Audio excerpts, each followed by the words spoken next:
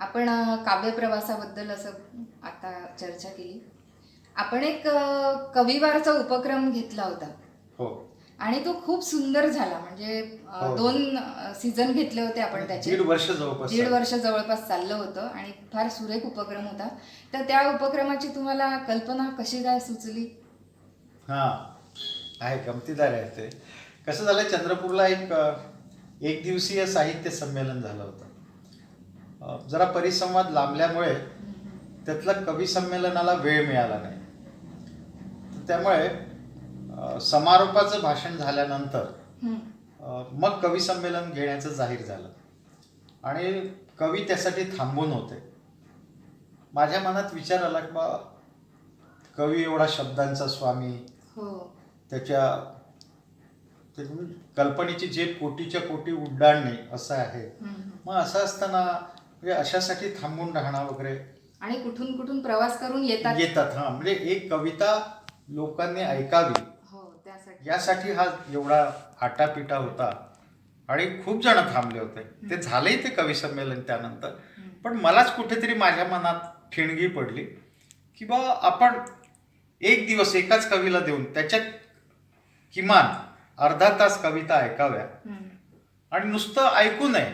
तर होतं काय असं की साधारणतः आपण असं आजच्या काळात की आपण कोणी कोणाला असं तोंडावर वा छान असंच म्हणतो. हो. म्हणजे कोणी बा त्याचं त्यातल्या बारीक सारीक गोष्टी, समीक्षा त्यातले कोणीच करत अभिव्यक्ती, आशय, त्याचा फॉर्म या कोणत्याच अनुषंगाने आपण काही बोलत काहीच नाही बोलत कधी. नाही. हा.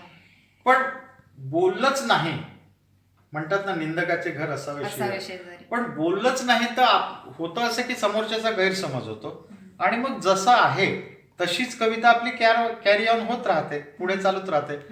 आणि आपण या राहतो विश्वासात की बा, अरे चांगलंच म्हणतात आहे जग सगळं, त्यामुळे वाईट कसं असेल हे. तर त्याच्यामुळे हे व्यासपीठ आपण असं वापरावं की कोणीही, म्हणजे वाईट म्हणून मुद्दाम म्हणून वाईट नाही, पण जे जे काही चुकीचं वाटत असेल ते अगदी स्पष्टपणे सांगायचं. म्हणजे त्यात वाईट वाटून घेण्याचं नाही, कारण सगळ्यांच्याच वाट्याला ते येणार आहे. हो. त्यामुळे प्रत्येकाच्या कवितेची समीक्षा होणारच आहे. त्यामुळे कोणी वाईट वाटून घ्यायचं नाही. मग मी ही कल्पना माझे मित्र किशोर जामदार, पद्मरेखा धनकर वानखेडे, त्या मॅडम, विनोद दुर्गपुरोहित यांच्याशी बोललो. त्यांना ही कल्पना पटली आणि हा उपक्रम सुरू झाला. सुरुवातीला काही वेळ म्हणजे आम्ही धारिष्ट्यानं मुद्दाम बोललो. सुरुवातीला ते आवडलं नाही, म्हणजे काहींच्या प्रतिक्रिया होती की नाही, कवी फार हळवा असतो, त्याला अशा पद्धतीनं सांगितलं गेलं म्हणजे इतक्या तर स्पष्टपणे तो तिथेच थांबून तर तो जाईल. तिथेच थांबेल. हो, हे मी पण ऐकलंय. हां. पण असं झालं नाही नाही. झालं. उलट त्याची उपयुक्तता वाटायला लागली लोकांना. अनेकांच्या कवितेमध्ये परिवर्तन झालं. हो. तो आणखी गांभीर्याने विचार करू लागला. बरेच कवी घडले त्यातून. हा, घडले. आणि अनेक जण असाच जाहीरपणे सांगतात की बा, या उपक्रमातून आम्ही घडलो, आमच्या हो, हो. कवितेला वळण लागलं, कविता आणखी सुंदर झाली, आम्ही जास्त सजगपणे लिहू लागलो. तर अशा अनेक गोष्टी घडल्या. प्रदीप देशमुखांनी मला हे म्हटलं होतं. हा, प्रदीप देशमुखांची प्रदीप कविता देशमुख काय तेजायली आता. आहे. हा, हा. आता खूप इतकी तेजायली. सुंदर असे, बरं लय येते, छान खूप छान सुंदर. शब्द कळते. या स्वतः म्हणजे आमचे किशोर जामदार आज छान कविता आहेत, त्यांना स्वर गवसला, म्हणजे ते स्वतःही म्हणतात की बा, यातून फायदा झाला. तर हाच म्हणजे मुख्य भाग हाच होता त्यातला. आणि नंतर हळूहळू सगळ्यांना ते पटलं आणि मग लोक स्पष्टपणे बोलायला लागले. त्यात मग आपण कोणी मोठा आहे छोटा आहे म्हणून नाही, तर त्यांना जिथे जिथे काही चुकीचं वाटलं, वाईट वाटलं, त्यांनी ते स्पष्टपणे सांगितलं. ते मध्ये एकदा आपल्या ज्येष्ठ कवयित्री अनुपमा उजगरे आल्या होत्या हो, चंद्रपूरला. तिथे. तर मी त्यांना घेऊन आलो होतो आपल्या आले होते, एकवार कविवारला. आणि त्यानंतर आपण जे मुक्त आणि मोकळेपणाने आणि धारिष्ट्याने बोललो, म्हणजे दुखावणं हा भाग नाही, म्हणजे मनाचा दुखावणं भाग बाजूला, पण कविता चांगली झाली पाहिजे याच्यासाठी तो सगळा अट्टहास होता. तर त्या म्हणाल्या की इतक्या स्पष्टपणे बोलणारं व्यासपीठच बघितलं नाही म्हणे मी, असं त्या मला म्हणाल्या होत्या. आणि त्याच्यामुळे हिरहिरीने सगळे बोलायचे. हा, म्हणजे कागदावर त्यांना जे वाटायचं ते कागदावर लिहून ठेवायचे आणि नंतर ज्यावेळेस ते त्या लेखक कवीचं हे संपायचं त्यावेळेस मग सगळे एक एक एक एक हात वर करून बोलायचे की मला हे वाटलं, मला हे चांगलंही वाटलं, जे चांगलं वाटलं ते चांगलं वाटलं आणि जे खटकलं ते हे खटकलं, असंही सांगायचंय. हो. सुरुवातीला मात्र अनेकांना वाईट वाटलं होतं ते, हो हो किंवा हे कसं म्हणजे, पण खरा फायदा होतो. जोवर तुम्हाला स्पष्ट सांगणार कोणी मिळत नाही तोवर आपल्या चुका सुधारणार कशा आपण. नाही, बरोबर आहे. Yes. आणि मग एक छान असं कवींचं एक मोठं व्यासपीठच निर्माण झालं. तर खूप चांगली घटना घडून आली ती. आणि प्रभाकरराव धुपटे आमचे भाऊ धुपटे.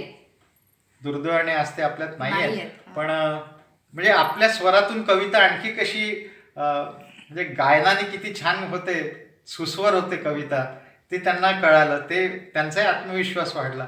असे अनेक जण म्हणजे ज्यांच्यातलं कवित्वही दडून होतं असे देखील, असं त्यांचं कवित्व पण बाहेर आलं, असे कवी पण त्यातून घडले.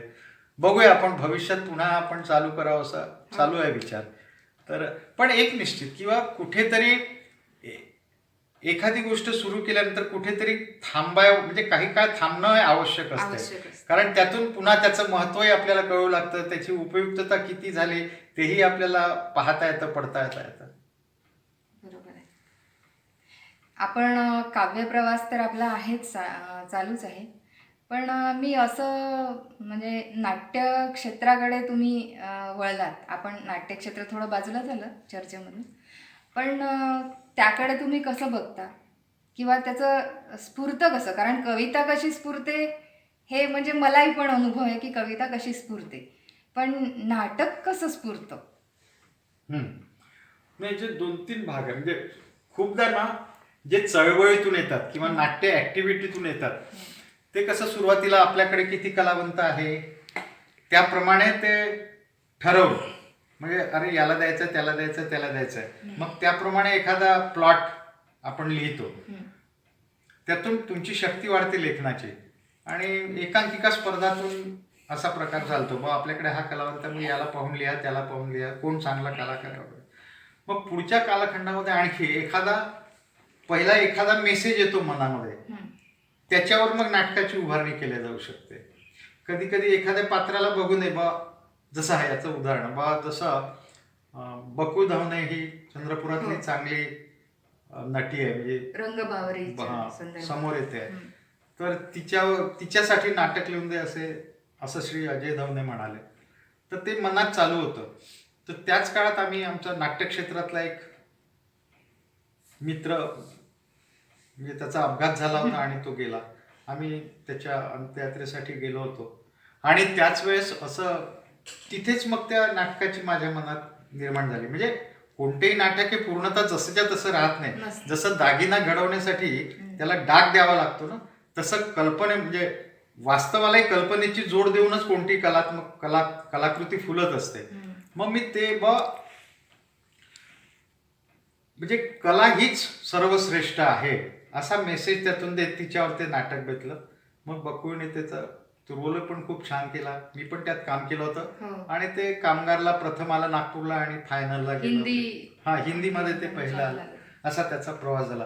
तर कधी कधी एखादं पात्र समोर येतं आणि त्याच्या माध्यमातून कथावस्तू निर्माण होते.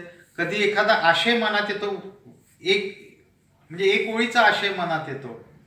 एक म्हणजे वादळ वेळा हे नाटक माझ्या मनात असं एक वाक्य कुठेतरी वाचलं मी, की आयुष्यातलं एखादं चांगलं कृत्य सुद्धा तुम्हाला तात्विक मूल्यांवर ठाम राहायला मदत करते. आणि त्याच्यावर मी ते नाटक लिहिलं. म्हणजे एखादं चांगलं कृत्य सुद्धा तुमचं आयुष्य उजळून टाकू शकते असं एक वाक्य आलं. आणि त्या वाक्यावर मी वादळ वेळा नाटक लिहिलं. किंवा नेमकं आठवण कोणीतरी मला म्हणालं बोलतामध्ये की देवावरच खटला भरला पाहिजे, एवढीच कल्पना होती. आणि त्याच्यावर मी देवाशपथ खरं सांगेन हे नाटक लिहिलं. तर असं कोणता जर्म कसा पेटेल, कसा वेग घेईल, कशी ठिणगी पडेल मनात, ते नाही सांगतात. कधी आशयावर होतं, कधी व्यक्तीच्या अनुषंगाने होतं, कधी एखादी घटना बघितली की त्यातून घडू शकतं असं. पण नाटक रंगमंचावर यायच्या आधी त्या लेखकाच्या मनात उभं राहतं पूर्ण नाटक. हो, म्हणजे राहावं लागतं. हो, त्याशिवाय ते बरोबर आहे. त्याशिवाय ते रंगमंचावर जसंच्या तसं नाही म्हणजे- हो, म्हणजे कसं की ती सवय लागते नंतर. म्हणजे मलाही खूपदा एखादं पात्र रडत रडत असेल तर मी पण रडत रडत म्हणजे आपोआप येतं ते. हा. आणि ते रडत रडत ते डायलॉग येतात, तर ती त्यातली म्हणजे ती तीव्रता बरोबर येते त्या शब्दांमध्ये. तर ती पात्र सगळी अशी आपल्यामध्ये म्हणजे तुमच्यामध्ये अशी येतात. हो, ती आपल्या डोळ्यासमोर तर येऊच लागतात ती. हो, डोळ्यासमोर. आणि आणखी गंमत कशी असते, कित्येकदा एखादं बीज मनात पडतं आणि त्याच्याकडे दुर्लक्ष, जसं आपण जमिनीत बीज टाकतो हा. आणि दुर्लक्ष करतो आणि काही दिवसांनी पाहतो ते कसे 2 हात त्याला उगवलेले असतात. हो. तर असं बीज पडल्यानंतर कधी कधी 15-20 दिवसांनी, एखाद महिन्याने, कधी जास्तही असते, कधी 8 दिवसात होते की अरे याला काहीतरी पानं फुटली आहेत. मग त्याच्याकडे जरा निरखून पाहावं, त्याचं संगोपन करावं, तर ते हळूहळू वाढू लागतं. मग आपल्या डोळ्यासमोर ते दिसू लागतंय. आणि कसं थोडंसं तर एक तर नट असल्यामुळे रंगभूमीविषयीची जाणीव असते. मग ती डेव्हलप होते. म्हणजे आपल्याला कमी पात्रात केलं पाहिजे. खूप पात्रही आता रंगभूमीसाठी पोषक नाही आहेत. मग ते कमी पात्रात कसं झालं पाहिजे, रंगभूमीवर कोणत्या बाजूने येईल, त्याचा सेट कसा उभा राहील, हे जरा क्राफ्टिंगचं काम आहे. म्हणजे ती जशी आर्ट आहे तसं, म्हणजे नाटक हे जसं आर्ट आहे तसं ते क्राफ्ट देखील आहे. ते म्हणजे आर्ट आणि क्राफ्ट मिळून नाटक तयार होते, कारण तो शेवटी श्राव्य आणि दृश्य प्रकार आहे. प्रश्नच नाही. म्हणजे मग म्हणजे ते एका घरात होते की कुठे नदीवर होतं ते नाटक, की कुठे आपलं देवाशपथ खरं सांगेन हे नाटक मी तर श्रीकृष्ण टाकीजच्या बाजूला जो वडाचा पार आहे, तू बघितलं होतं का ते नाटक? नाही, ते नाही पाहिलं मी. इथे आपल्या प्रियदर्शनीला झालं होतं. तर श्रीकृष्ण टाकीजच्या पारावर घडलंय ते. फक्त कल्पना इथे अशी आहे की स्टेट बँकेपासून तिकडनं तो जो बाजाराचा रोड आहे तिथून एक ओव्हरब्रिज झालाय गांधी चौकापर्यंत, आणि ते तिथलं वडाचं पार, म्हणजे तिथे जे चहा वगैरे होतं त्यांचा आता धंदा मार खाल्ला गेला आहे, धंदा डुबला आहे. आणि अशा पार्श्वभूमीवर ते नाटक घडतं. आणि श्री टॉकीजमध्ये पूर्वी श्रीकृष्ण टॉकीजच्या बाजूला ते सिटी शाळेमध्ये पूर्वी आपल्या इथे रंगमंच नसताना तिथे नाटकं व्हायची. तर एक दिवस दुपारी एक नाट्य पार्टी तिथे येते आणि त्यातला प्रमुख कलावंत चहा प्यायला येतो. तो त्या नाटकात श्रीकृष्णाचा रोल करत असतो आणि हे बोलत असतात की काय, म्हणजे आपल्या वेदनेबद्दल, दुःखाबद्दल, दारिद्र्याबद्दल, जे भोगत आहे त्याबद्दल ते बोलत असतात. आणि तो ताता शेवटी म्हणतो की अरे श्रीकृष्णावर खटलाच भरला पाहिजे म्हणतो याच्यावर. तर तो ऍक्च्युली तो कलावंत ते ऐकतो आणि रात्री नाटक झाल्याबरोबर तो तिथे येतो आणि तो म्हणतो की चला तुम्हाला खटला भरायचा होता ना माझ्यावर, भरा मग खटला. त्यामुळे ते कुठे फॅन्टसी नव्हता, ते असं मानवीय पातळीवरच ते नाटक राहिलं. तुमचे आकाश शोधताना आणि मावा नाटे माटे सरकारनं हे MA ला अभ्यासाला होतं. हा होते. आकाश शोधताना होतं, त्यानंतर मला वाटते मावा नाटे माटे सरकार गोंडवाना विद्यापीठामध्ये MA च्या अभ्यासक्रमाला लागलं होतं. आणि आपण कथासंग्रहाबद्दल सांगणार होतात. विनोदी कथासंग्रह जो तुमचा, तो तुम्ही कधी लिहिला? ते अशा कसं झालं की लहानपणी मी कामठीला जायचो माझ्या आत्याकडे. तो काही कामच नसायचं उन्हाळ्याच्या सुट्टीमध्ये. तर मी 8वी-9वी मध्ये अत्र्यांचं कऱ्हेचं पाणी हे आत्मचरित्र वाचलं आणि खूप प्रभावित झालो होतो. तर आपणही विनोदी लिहिलं पाहिजे वगैरे. आणि वाचनही भरपूर झालं, म्हणजे अगदी लहान वयापासून. म्हणजे चि. जोशी, पु. ल. देशपांडे, वि. आबुवा, रमेश मंत्री, सुभाष भेंडे, अशी भरपूर वाचत राहिलो. दमा मिराजदार. तर त्यातून मग माझ्या मनात माझी पात्र तयार झाली, दिनू, तारा आणि राघव. आणि या पात्रांना घेऊनच तर माझे मित्र संजय घाटे यांनी विनोदी एक्सप्रेस नावाचं विनोदी विशेषांक काढला. बरीच वर्ष काढला त्यांनी. तर त्यांनी मला या संदर्भात, विनोदी कथांच्या संदर्भात लिहितं केलं. तर त्यांच्या पहिल्या विशेषांकासाठी, दिवेळ्या विशेषांकासाठीच मी ओ डार्लिंग कमबॅक नावाची कथा लिहिली आणि हे पात्र माझे तयार झाले. आणि मग त्याच पात्रांना अनुषंगाने धरून मी विनोदी लिहित गेलो. पण ते इतक्यात मात्र माहित नाही विनोदी लेखन अजून. मी ज्यावेळेस तो कथासंग्रह वाचला त्यावेळेस मला हे जाणवलं की जसं आत्ता आपण सिरियल्स पाहतो, तारक मेहता आणि बऱ्याच सिरियल्स आहेत त्या, तर मला ते नेमकं असं जाणवलं की ह्याच्यावर सुद्धा एखादी अशी सिरियल होऊ शकते, कारण ते पात्र कॉमन आहे ना. त्यामुळे ते मला असं वाटलं. त्याच्यावर एखादी सिरीज होऊ शकते. होऊ शकते. आणि मग तुम्ही आता म्हणजे तो एकच काढला आहे. हा म्हणजे विनोदी कथा आहेत कथा आता. नाही, विनोदी कथा तो एकच संग्रह एकच काढला. काढला हा. ना. हो. पण मग आता विनोदी नंतर मग असं काही दिसलं नाही. हो. मी ना थोडंसं मग म्हणजे वाचनाचा प्रभाव वाढत गेला तसं मला वाटतं मी म्हणजे आणखी सखोल जावं यात मी थोडं गांभीर्याकडे जास्त वैचारिक आता जास्तीत जास्त कविता मी बघते की आता जास्तीत जास्त तुम्ही वैचारिक याच्याकडे अंगाने झालं. आलेले आहे. आता मी जे अलीकडचं रे शून्य मना हे जे नाटक हो, लिहिलं त्या तेही असंच आहे आहे बघ. थोडं म्हणजे वैचारिकच आहे. कबीराचा शून्यवाद. हा. आणि पण अशी शून्य अवस्था म्हणजे मनाच्या अतुल्य आनंदाची अवस्था.